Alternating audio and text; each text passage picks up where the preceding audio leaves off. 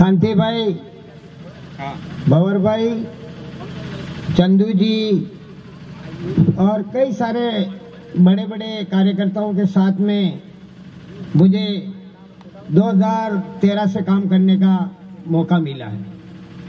मैं अभी गिरवा में भी था। अब बातें तो बहुत सारी लंबी चौड़ी हैं। मैं 8वीं पास हूँ 1972 में, मेरी 66 साल की उम्र है।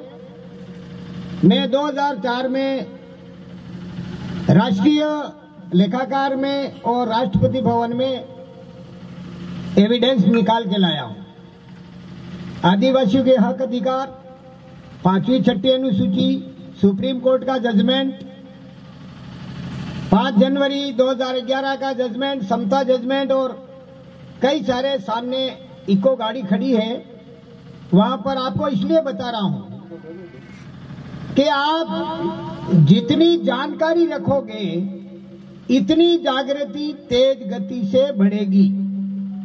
आप यदि जानकारी नहीं रखोगे तो जागृति में बहुत धीमी गति हो जाएगी। हम 2014 में, इसके पहले शामला जी में मीटिंग हुई थी, शायद चंदू जी हैं इसमें, वहां हम 200 लोग इकट्ठे हुए थे और मानगढ़ पर हमने आदिवासी परिवार को लॉन्च कर दिया। इसके पहले भंवर जी और हम 2004 में डूंगरपुर आना जाना करते थे। मेरे विचार और इनके विचार मिलते थे, पर मैं ये कहता था कि ये राजनीतिक लोग हमारे पे इतना हावी है, हमको ये काम नहीं करने देंगे। तो भंवर जी कहते थे हिम्मत हारने की जरूरत नहीं है, समय बड़ा बलवान है और जागृति इतनी तेज गति से हो गई, वो तो खुदा न खास्ता बीच में यदि कोरोना नहीं आया होता तो शायद, अब मुझे नहीं कहना चाहिए पाबंद है, लेकिन कमल कांग्रेस को उखाड़ के फेंक दिया होता। लेकिन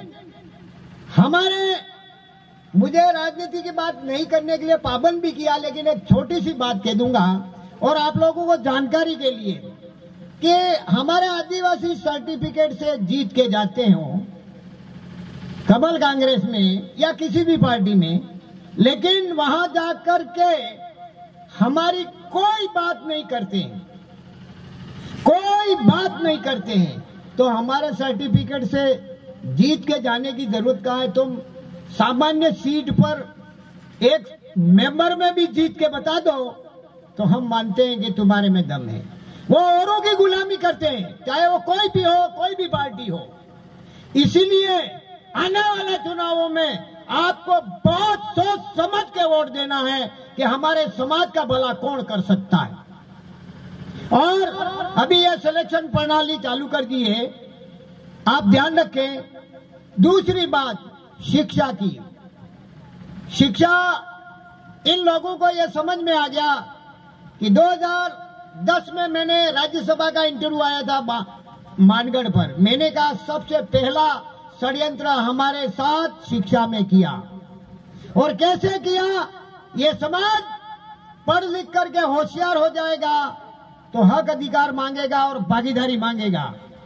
इसलिए इन्होंने ये तय कर लिया कि शिक्षा को प्राइवेटेशन कर दिया जाए और दुनिया भर की स्कूलें प्राइवेटेशन खुल गई। हमारे गरीब बच्चे कहां से पैसा लाएंगे? और जैसे तैसे करके पढ़ाने की कोशिश करते हैं तो प्राइवेट स्कूलों में टोटल जनरल वाले बैठे हैं, लूटना और कूटना। पढ़ाने की बात तो बहुत दूर रही।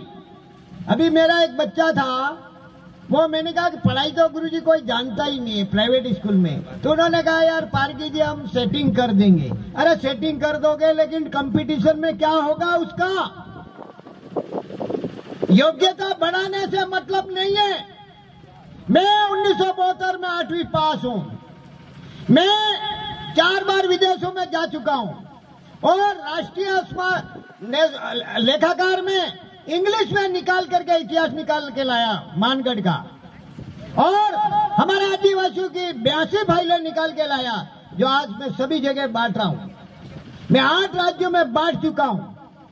और इतनी तेज गति से जागृति चालू हो गई है जो आपके सामने दिख रही है। यदि कोरोना नहीं आया होता ना तो अब तक तो हमारा समाज मंजिल के ऊपर चढ़ गया होता। साथियों, मुझे कहने के लिए बहुत कुछ है लेकिन समय में बांध दिया गया है। फिर भी दूसरी बात मैं ये कह रहा हूं, संस्कृति। संस्कृति में क्या है? अरे आना सोरा ने पूछो नाना ने कुरी ने कुदरो जानो, कुरी कुदरा बट्टी, इनको पूछो। ये गोविंद गुरु की किताब में लिखा हुआ है कि वो दान कार्य हड़े ने खराब नहीं था ने बरसों तक रहता है। ध्यान रखने की बात है, ये अभी समय है।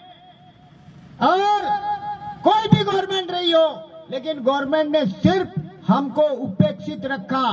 पहले खाद फ्री में बांटा, हमारे खेत खराब कर दिया। अब खाद डालोगे तो ही अनाज पकेगा।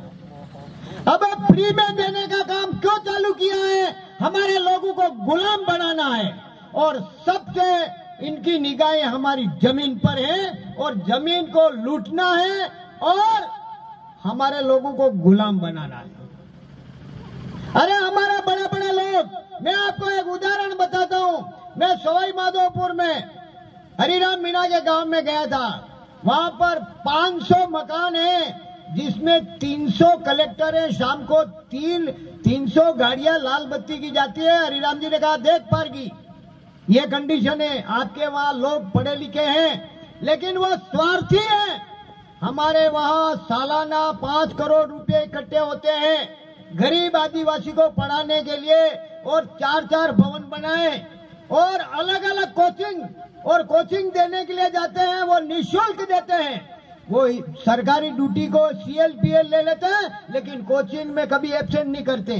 और हमारे बड़े बड़े लोग बांसवाड़ा डूंगरपुर में क्या करते हैं मालूम है?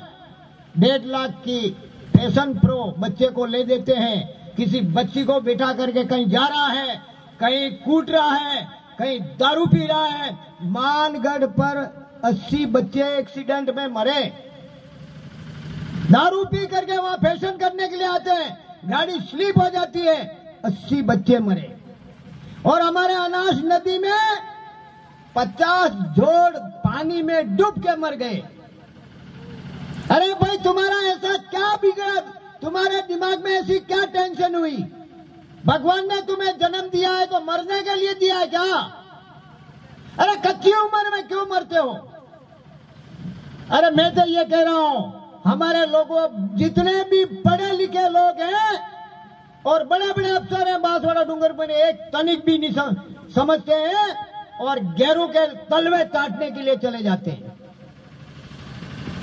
ये साथियों, आने वाला समय यदि आप नहीं जगे, जागृति नहीं लाई, जानकारी नहीं रखी तो हमारे आने वाली पीढ़ी खत्म हो जाएगी। ध्यान रखने की बात है, आज मेरे 66 साल की उम्र हो गई है, इसके बाद भी एक भी चिंतन शिविर और इस समाज के लिए रात को 4 बजे उठाओ मैं।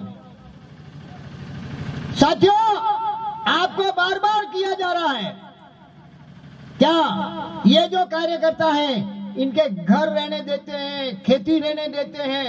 आज मुझे बहुत सारा काम करना घर का, लेकिन नहीं किया। मैंने कहा उस एरिया में साहित्य नहीं पहुंचा है, साहित्य पहुंचाएंगे, जानकारी देंगे और जानकारी सबसे बड़ी जागृति है। और जागृति होगी तो हमारा संगठन जागरूक होगा, संगठन होगा, एकता होगी। दूसरी बात ध्यान रखने की बात है, आप बच्चों को किसी भी सूरत में पढ़ने के लिए जाएं, एक टाइम रोटियां खाएं आप, लेकिन बच्चों को पढ़ाएं। और नौकरी मिलेगी ऐसा कोई जरूरी नहीं है। टेक्नोलॉजी और जानकारी और टेक्नोलॉजी सीख जाएंगे, अपने आप कमा खाएंगे। मैं वैसे डूंगरपुर का जमाई हूं और चिखली के पास धनगांव में शादी की है और मेरी बच्ची भी बेड़सा में शादी कराई है। जीवराज जी के वहां भंवर जी के बड़े भाई हैं। साथियों, मुझे बीच बीच में मेरी भी बात करता रहता हूं और जानकारी भी। अब संस्कृति, आप संस्कृति भूल जाओगे तो आदिवासी से हट जाओगे और हिंदू बन जाओगे तो आदिवासी से हट जाओगे। कैसे हटोगे? हिंदू संस्कृति आपने अपना ली तो जमीन तो आदिवासी के पास है, हिंदू के पास तो है ही नहीं, तो आप जमीन से वंचित रह जाओगे, आपको हटा दिया जाएगा। लोकूर कमेटी आपने देखी होगी, लोकूर कमेटी का आपने नियम देखा होगा, नहीं तो आपको बताएंगे लोकूर कमेटी के बारे में। अब ये बहुत ध्यान रखने की बात है। लास्ट में मैं एक भजन करके मैं अपनी वाणी को विराम दे दूंगा, क्योंकि संचालक महोदय मेरे को बार बार देख रहे हैं जैसे कोई शेर देख रहा हो, लेकिन शेर के सामने मैं शियारी हूं। लास्ट में मैं एक भजन करके अपनी वाणी पे विराम दूंगा। करना तो मुझे बहुत कुछ था, लेकिन समय का अभाव है। मानगढ़ पर जब अंग्रेजों और रियासतों के खिलाफ में गोविंद गुरु ने भजन गाया था, उस भजन को गा करके मैं अपनी वाणी को विराम दूंगा। और आप उस बात को समझना, पढ़े लिखे समझ ही जाएंगे। जालद मारी कुंडी है, देवद मारी थाली है, भूरे दिया नहीं मानो रे नहीं मानो। देवद मारी कुंडी है, गोदरा मारो दीवो है, भूरे दिया नहीं मानो रे नहीं मानो। गोदरा मारो दीवो है, अहमदाबाद मारी जाजम है, भूरे दिया नहीं मानो रे नहीं मानो। अहमदाबाद मारी जाजम है ने, दिल्ली मारी कलम है, भूरे दिया नहीं मानो रे नहीं मानो। दिल्ली मारी कलम है ने, बिणसर मारो सोपड़ो है, भूरे दिया नहीं मानो रे नहीं मानो। बिणसर मारो सोपड़ो है ने, मन गड़िए मारी धोनी है, भूरे दिया नहीं मानो रे नहीं मानो। मन गड़िए मारी धोनी है, जाम्बू मारी फौजे है, भूरे दिया नहीं मानो रे नहीं मानो। जाम्बू मारी फौजे है, मन गड़िए मारा वेरा है, भूरे दिया नहीं मानो रे नहीं मानो। जाम्बू मारी फौजे है, मन गड़िए मारा वेरा है, भूरे दिया नहीं मानो रे नहीं मानो। वेरा रे वाले ने पंचराज थप्पुए, भूरे दिया नहीं मानो रे नहीं मानो। पंचराजा थप्पो इथे कज्जा गोविन घरवारे, भूरे दिया नहीं मानो रे